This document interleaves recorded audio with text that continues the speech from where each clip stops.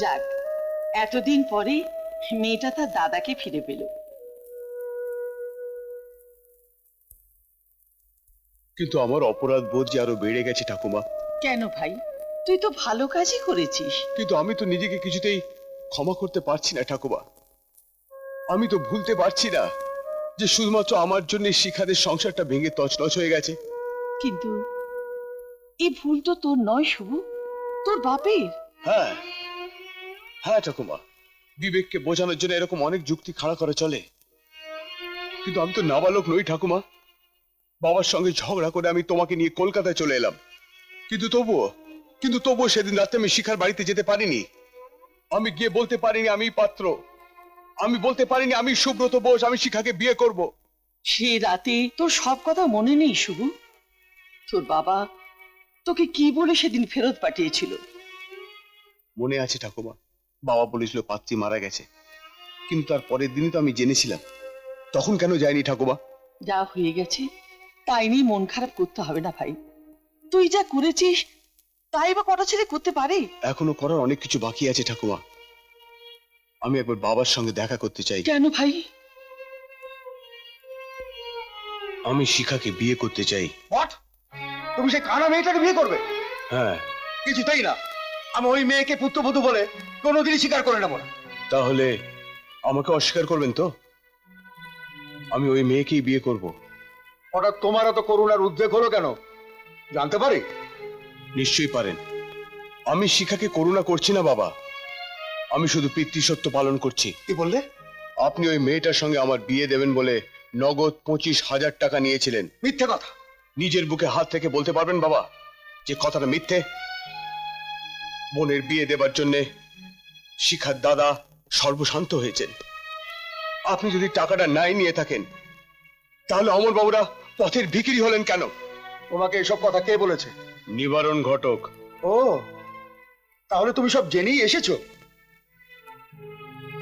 হ্যাঁ, আর এবার আপনার মতামত তো জানতে চাই। তুমি আমার মতামত আগেই জেনেছো, আমি এই ব্যাপারে নেই। ঠিক আছে। শোনো, বিয়ের পর কিন্তু তুমি বউ নিয়ে এই বাড়িতে আসতে পারবে না। আপনি ভাবলেন কি করে যে এর পরও আমি এ বাড়িতে আসবো? তবে ঠাকুমা এখনো বেঁচে আছে, আর এই যেসব সম্পত্তি নিয়ে আপনার এত গর্ব, তা সবই ঠাকুমার, আপনার নয়। তাই যদি কোনোদিন আমার বউকে নিয়ে ঠাকুমা গোপালপুরে আসেন তখন নিশ্চয় আপনি তাকে বাধা দিতে পারবেন না। শোনো, কানা মেয়ে, দুদিন মহত্ব দিকে ভালো লাগবে, পরে তেতো হয়ে যাবে। তখন যেন বাবার কাছে সাহায্যের জন্য এসো না, কারণ অবাধ্য সন্তানকে আমি কোনো রকম ভাবে সাহায্য করি না। কথাটা আমার মনে থাকবে। এখন শুধু একটা কথাই মনে হয়, দাদা যদি জানতে পারতো যে আমি ভালো আছি। শিখা, শিখা দেখ কাকে ধরে নিয়ে এসেছি। সুব্রত, সুব্রত বসো। আপনি তো আশ্চর্য লোক মশাই, সেই যে সেদিন শিখাকে পৌঁছে দিয়ে উধাও হলেন, তারপর তার এলেনই না। ভাগ্যিস আপনার ঠিকানাটা ছিল, তাই অসিতকে পাঠালাম, নইলে তো আসতেনই না। আপনি আমি অকারণে দুষছেন। অসিত বাবু যে বাড়ি পাল্টেছে তা আমি জানতেও পারিনি। প্রিয়া, মিস্টার বোস একটা প্রস্তাব নিয়ে এসছেন। কি প্রস্তাব? মানে আমার ঠাকুমার খুব ইচ্ছে যে আমি শিখাকে বিয়ে করি। আপনি ঠাকুমার ইচ্ছাতে বিয়ে করতে চাইছেন? না মানে আমিও। আমি যে অন্ধ, একটা অন্ধ মেয়েকে দয়া করা চলে, ভালোবাসা তো যায় না। আমার ঠাকুমা কি বলেছেন জানো? আমার ঠাকুমা বলেছেন যে শিখা যদি এই প্রশ্ন তোলে তাহলে ওকে বলবি যে যদি বিয়ের পরও অন্ধ হতো তাহলে কি আমরা ওকে ত্যাগ করতাম। আর কথাটা শুধু আমার ঠাকুমার নয় শিখা, আমারও। ব্যাস ব্যাস ব্যাস, তাহলে আর কোনো কথাই নয়, বিয়ে ফাইনাল। প্রিয়া, আর যদি দাদা থাকতো তাহলে আমাদের সব পূর্ণ হয়ে যেত। ছোটদা, ছোটদা, কি রে, কি হয়েছে শিখা? তোরা শুনতে পাসনি ছোটদা? কি শুনতে পাবো? দাদা, দাদা গান গাইতে গাইতে যাচ্ছে, সেই যে রে বাড়িতে গাইতো না। দাদার জন্য তোর খুব মন কেমন করছে তাই না রে শিখা? বিশ্বাস কর, আমি কিন্তু সত্যি দাদার গলা শুনেছি। বিশ্বাস করেছি, আমি তো দিনরাত শুনতে পাই। কলকাতা শহর না কত বড় সতী। কেন হঠাৎ এ কথা বলছো কেন? সারা শহর চষে ফেলেছি গান গেয়ে গেয়ে, আচার বিক্রি করেছি। আচ্ছা, শহরের কোন সীমানা আমার ভাই বোনেরা আছে বলতে পারো?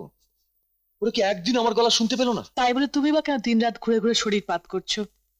নিজের দিকে তাকে একবার দেখেছো? কি আর হবে, একদিন হঠাৎ শেষ হয়ে যাব। দেখো, এক কথা রোজ শুনতে আমার ভালো লাগে না। আরে বাবা, এত সহজে কি মরি? আমি বলে তোমাকে দেখবে কে, শিকার খোঁজ করবে কে? বুকটা ভরে গেল বর্দা, বুকটা ভরে গেল আমার। কেন, কি হয়েছে? ওই ওদিকে একটা বাড়িতে বিয়ে হচ্ছে। ও কত টাকার যে ফুল কিনে নিয়ে গেল কি বলবো দাদা আপনাকে। এক ভাই এক বোনের সংসার, ভাই বড়, কিন্তু এমনই কপাল, বোনটি নাকি অন্ধ, দৃষ্টি নেই। ক ভাই বললি ভোলা? এক ভাই এক বোন। ঠিক শুনেছিস তো? হ্যাঁ, নিজের ভাই তো, পাতানো দাদা নয় তো? পাতানো দাদা কেন হবে? না মানে যদি শিকা হয়তো তাহলে 3 ভাই এক বোন হবে। আমি নয় নেই তবু। না দাদা, এক ভাই এক বোনই হবে। আর তাছাড়া খুব বড় লোক, গাড়ির একেবারে ভিড় লেগে গেছে। আমাকে একবার নিয়ে যাবি ভোলা? তুমি ওখানে গিয়ে কি করবে? চুপি চুপি আড়াল থেকে বিয়েটা দেখবো আর দুধের স্বাদ ঘুলে মেটাবো। না, তোমাকে যেতে হবে না, বড় লোকের ব্যাপার। শেষে যদি কাঙাল বলে তাড়িয়ে দেয় তখন কি করবে? কাঙালি বলবে? বলুক, আমি তো সত্যি কাঙাল সতী, একটু ভালোবাসার কাঙাল, একটু সুখের সংসারের কাঙাল।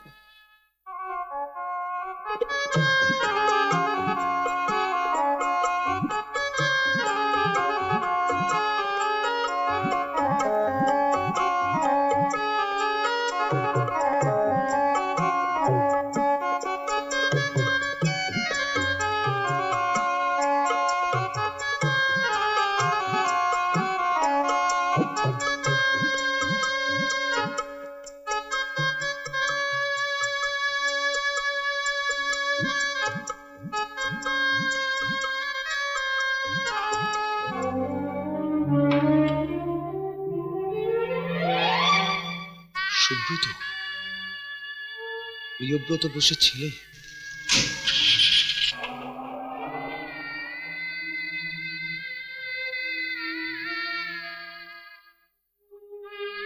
সতী, সতী, সতী, সতী, পেয়েছি, খুঁজে পেয়েছি। কি খুঁজে পেয়েছো? আমার শিকাকে। শীতিতে সিঁদুর, মাথায় ঘোমটা, বড়ের সঙ্গে গাইতে গিয়ে উঠলো। তুমি ঠিক দেখেছো? না না, শিখা শিখা করে পাগল হয়ে গেছো। কাকে দেখতে কাকে দেখেছো? না না, আমি ঠিক দেখেছি। দেখেছো তো ডাকলে না কেন?